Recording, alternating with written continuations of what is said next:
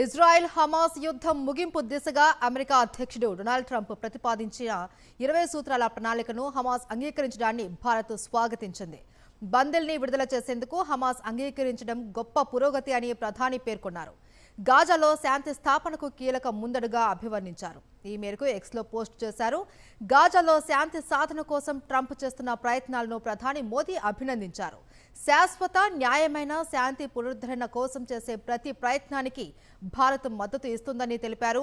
గాజాలో శాంతి ప్రయత్నాలకు నిర్ణయాత్మక పురోగతి సాధించిన ట్రంప్ నాయకత్వాన్ని మోదీ అభినందించారు. గత నెల 30న వైట్ హౌస్లో ఇజ్రాయెల్ ప్రధాని నెతన్యాహుతో భేటీ అయ్యారు అమెరికా అధ్యక్షుడు డొనాల్డ్ ట్రంప్. ఈ సందర్భంగా యుద్ధం ముగింపునకు 20 పాయింట్ ఫార్ములాను ప్రతిపాదించారు. దీనికి ఇజ్రాయెల్ అంగీకారం తెలిపింది. అయితే హమాస్ నుంచి స్పష్టమైన రియాక్షన్ రాకపోవడంతో ట్రంప్ సీరియస్ అయ్యారు. అమెరికా కాలమానం ప్రకారం ఆదివారం 6 గంటల్లోగా ఒప్పందం కుదుర్చుకోవాలి అని, లేదంటే నరకం చూస్తారు అని గట్టిగా హెచ్చరించారు.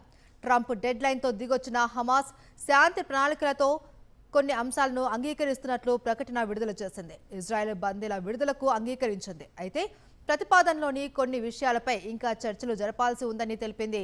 హమాస్ ప్రకటన నేపథ్యంలో గాజాపై దాడులు చేయొద్దు అని నెతన్యాహుకు ట్రంప్ సూచించారు.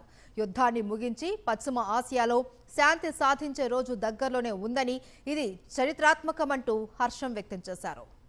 2023 అక్టోబర్ 7న ఇజ్రాయెల్లోకి చొచ్చుకొచ్చిన హమాస్ మిలిటెంట్లు 1200 మందిని చంపారు. 250 మందిని బందీలుగా తీసుకెళ్లారు.